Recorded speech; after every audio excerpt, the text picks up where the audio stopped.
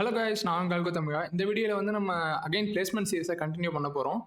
So இந்த வீடியோவில் என்ன கொஷின் பார்க்க போகிறோம்னா, நம்ம வந்து அரே வந்து லாஸ்ட் வீடியோவோட முடிச்சிட்டோங்க. ஸோ அதை வந்து நீங்கள் செக் அவுட் பண்ணி பார்க்கலன்னா பார்த்துருங்க. ஸோ இந்த வீடியோவில் வந்து 2 பாயிண்டர்லேருந்து ஸ்டார்ட் பண்ண போகிறோம். ஸோ 2 பாயிண்டர் டாபிக்குள்ளே வர போகிறோம். ஸோ அதில் வந்து பார்த்தீங்கன்னா ஆல்ரெடி சில கொஷின்ஸ் வந்து நம்ம சேனலில் போட்டு வச்சுருக்கோம். ஸோ இந்த ஷீட்டோட லிங்க் வந்து டிஸ்கிரிப்ஷனில் இருக்குங்க. ஸோ கண்டிப்பாக நீங்கள் பார்க்கலன்னா பார்த்துருங்க. ஸோ இன்றைக்கி என்ன ப்ராப்ளம் பார்க்க போகிறோம்னா, 2 பாயிண்டரில் வேலிட் பாலிண்ட்ரோம் அப்படின்ற கொஷின் தான் பார்க்க போகிறோம். ஸோ இது வந்து ஒரு ஈஸி கொஷின் தான். பட் இருந்தாலும் அந்த 2 பாயிண்டர் அப்ரோச்சை வந்து உங்களுக்கு நல்லா மைண்டுக்குள்ளே ரெஜிஸ்டர் பண்ணுறதுக்கு இந்த ப்ராப்ளம் ரொம்பவே ஹெல்ப்ஃபுல்லாக இருக்கும். சரி, வாங்க டக்குன்னு போய் கொஷினை பார்த்துடலாம்.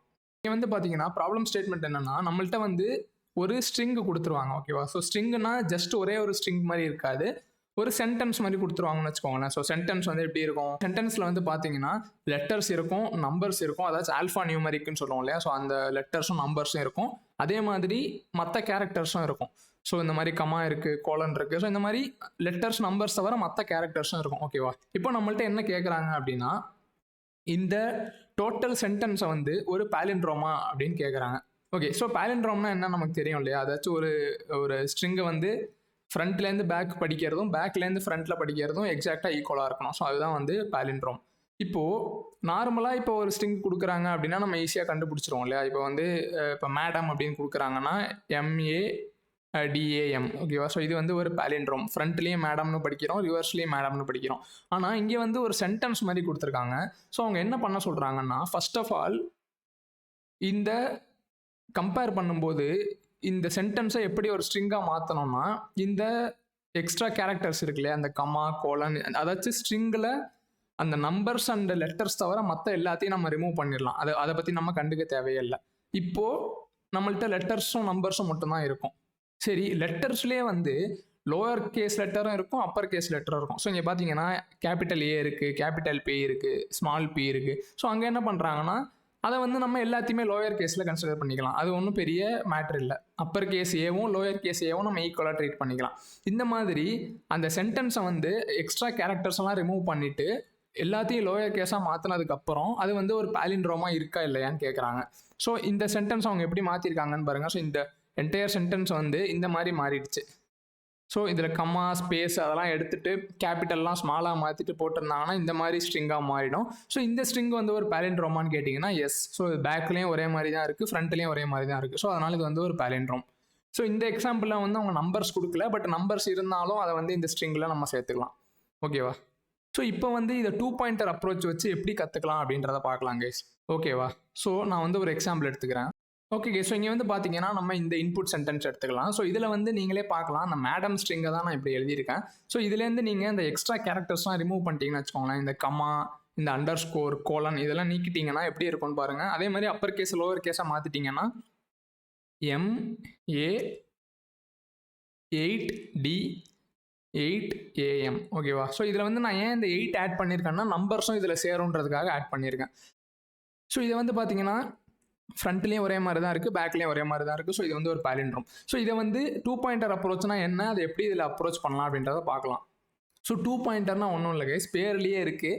2 பாயிண்டர் மெயின்டைன் பண்ண போகிறோம். ஸோ ஸ்டார்ட்னு ஒரு பாயிண்டர், எண்டுன்னு ஒரு பாயிண்டர்னு வச்சுக்கலாமா? ஸோ ஸ்டார்ட்ன்றது பேருக்கு ஏற்ற மாதிரி நம்ம சென்டென்ஸில் ஃபஸ்ட்டில் ஆரம்பிப்போம். ஓகேவா? ஸோ இங்கே வந்து நம்ம ஸ்டார்ட் பாயிண்டர் இருக்குது. ஸோ அதை வந்து நான் ஃபார் எக்ஸாம்பிள் எஸ் அப்படின்னு போட்டுக்கிறேன். ஓகேவா?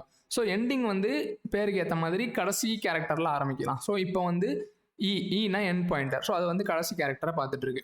இப்போது நம்ம என்ன பண்ண போகிறோம்னா, ஃபர்ஸ்ட் ஆஃப் ஆல் நம்ம இந்த ஸ்டார்டிங் பாயிண்டர் எண்டிங் பாயிண்டரில் உள்ள கேரக்டர்ஸை கம்பேர் பண்ண போகிறோம். ஸோ அது வந்து பார்த்தீங்கன்னா ஒன்று வந்து ஒன்று வந்து கோலன். ஸோ அந்த இடத்துல நம்ம ஒன்றும் பண்ண முடியாது. ஸோ இப்போ ஸ்டார்டிங்கும் எண்டிங்கும் கரெக்டாக இருக்கணும்னா என்னென்ன கண்டிஷன்ஸ் இருக்கணும்? ரெண்டுமே ஈக்குவலான ஆல்ஃபபெட்ஸாக இருக்கணும், இல்லை ரெண்டுமே ஈக்குவலான நம்பர்ஸாக இருக்கணும். இந்த இடத்துல பார்த்தீங்கன்னா எஸ் வந்து ஒரு ஆல்ஃபபெட் தான், ஆனால் ஈல உள்ளது வந்து ஒரு இன்வேலிட் கேரக்டர். இந்த கோலன் பற்றி நமக்கு கவலை இல்லை. அப்போது என்ன பண்ண போகிறோம் அப்படின்னா, இந்த ஈயை வந்து இந்த இடத்துலேருந்து எடுத்துட்டு ஒரு கேரக்டர் முன்னாடி கொண்டு வர போகிறோம். நல்லா நோட்டீஸ் பண்ணுங்கள், 2 பாயிண்டரையும் ஒரே டைமில் மேனேஜ் பண்ண போகிறோம். ஏன் ஈயை மட்டும் முன்னாடி கொண்டு வந்தோம், அதாச்சும் E-1 ஏன் போட்டோம்னா, எஸ்ஸில் இருக்கிற இந்த எம் கேரக்டர் வந்து நமக்கு ஃப்யூச்சரில் யூஸ் ஆக வாய்ப்பு இருக்குது. ஸோ அதனால் அதை இன்னும் நம்ம பார்த்துட்டே தான் இருக்கோம். ஆனால் இந்த வந்து கோலன் நமக்கு தேவையே இல்லை. ஸோ கண்டிப்பாக அதை நம்ம எப்படியும் கடைசியில் ரிமூவ் பண்ண போகிறோன்றதுனால அது தேவையில்லைன்றதுனால அந்த இடத்தையே விட்டுட்டு நம்ம முன்னாடி வந்துட்டோம். சரி இப்போ பாருங்க, இப்போ திரும்பி எஸ்ஸும் ஈயும் பாருங்க. எஸ் வந்து கேபிட்டல் எம்ல இருக்கு, இ வந்து ஸ்மால் எம்ல இருக்கு. அது வந்து நமக்கு பிரச்சனை இல்லை இல்லையா? ஏன்னா நம்ம ஆல்ரெடி பார்த்தோம் கேப்ஸும் லோயர் கேஸும் ப்ராப்ளம் இல்லை. So capital M small M ரெண்டுமே ஈக்குவலாக இருக்கிறதுனால இப்போ நமக்கு இது ரெண்டும் மேட்ச் ஆயிடுச்சு. அப்போ என்ன அர்த்தம்? எஸ்ஸையும் நம்ம ஃப்ரண்ட்டில் மூவ் பண்ணிடலாம், ஈயும் நம்ம பேக்கில் மூவ் பண்ணிடலாம். கரெக்டா? இதனால தான் இது வந்து 2 பாயிண்டர் அப்ரோச். ஸோ இதோட எண்டில் வந்து நமக்கு ட்ரூ ஆஃப் ஃபால்ஸானு வரும். எப்படின்னு இப்போ உங்களுக்கு புரியலன்னா கன்ஃபியூஸ் ஆகாதீங்க, எக்ஸாம்பிளை கண்டினியூ பண்ணுங்கள், ஈஸியாக புரியும்.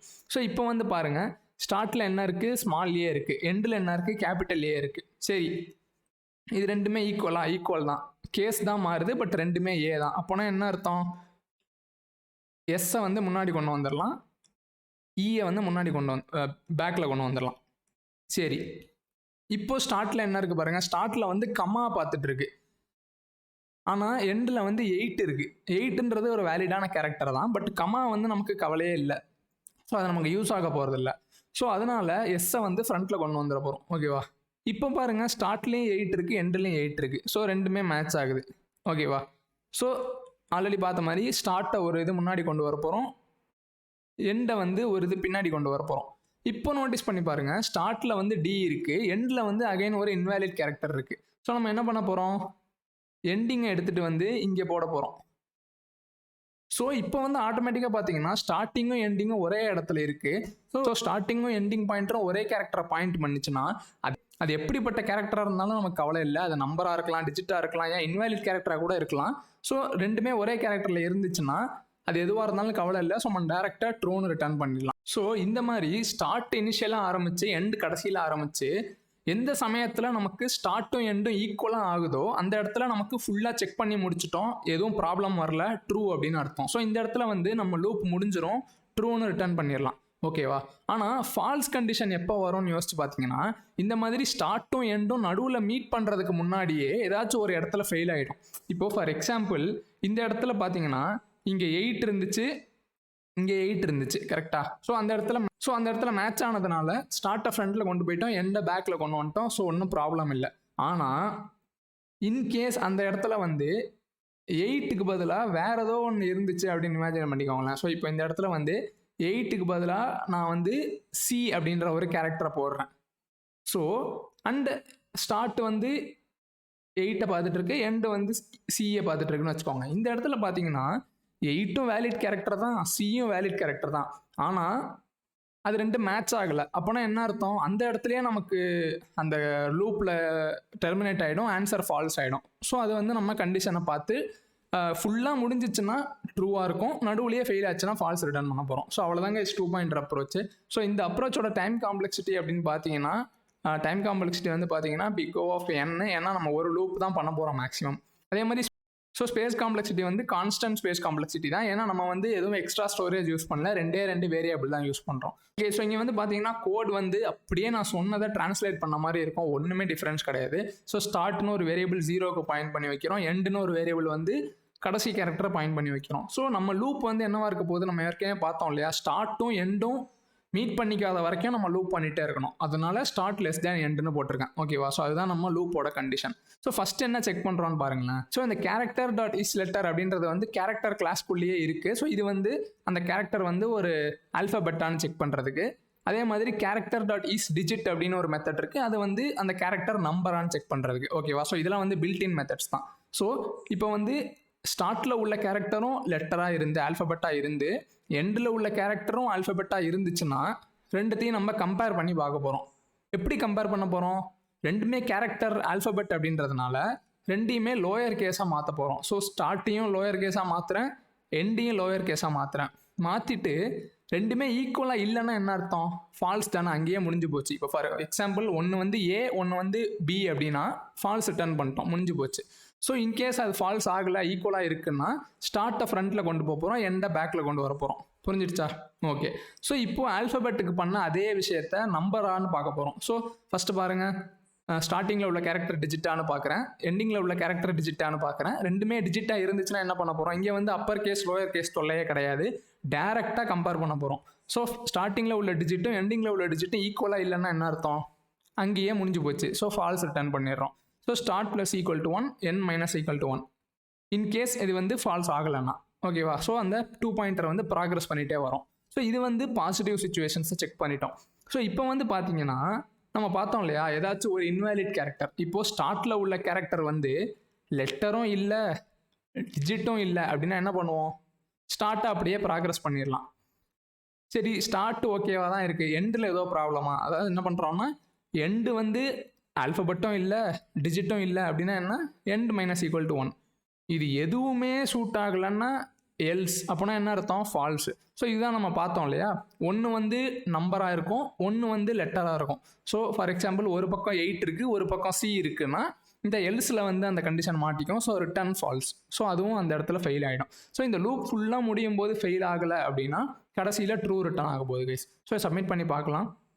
ஸோ ஓகே கைஸ், ஸோ இந்த 2 பாயிண்டர் அப்ரோச் வந்து நிறையா ப்ராப்ளம்ஸ்க்கு நீங்கள் யூஸ் பண்ண வேண்டியிருக்கும். அதே மாதிரி எக்கச்சக்க இன்டர்வியூஸில் கண்டிப்பாக இதை வச்சு கேட்பாங்க. ஸோ கண்டிப்பாக இந்த சீரீஸை யூஸ் பண்ணிக்கோங்க. பிளேஸ்மெண்ட் சீரீஸ் உங்களுக்கு வந்து காலேஜ் பிளேஸ்மெண்ட்டுன்னு மட்டும் இல்லை, எப்போல்லாம் நீங்கள் ஜாப் ஸ்விட்ச் பண்ணணும்னு நினைக்கிறீங்களோ அப்போல்லாம் உங்களுக்கு யூஸ் ஆகும். அதே மாதிரி ஜாப் தேடும்போது மட்டும்தான் இந்த லிஸ்ட்டை நீங்கள் பார்க்கணுன்னு இல்லை, நீங்கள் எப்போவுமே ப்ரிப்பேர்டாக இருக்கிறதுக்கு இந்த லிஸ்ட்டை வந்து அப்பப்போ நீங்கள் இது பண்ணி பார்த்துட்டே இருங்க.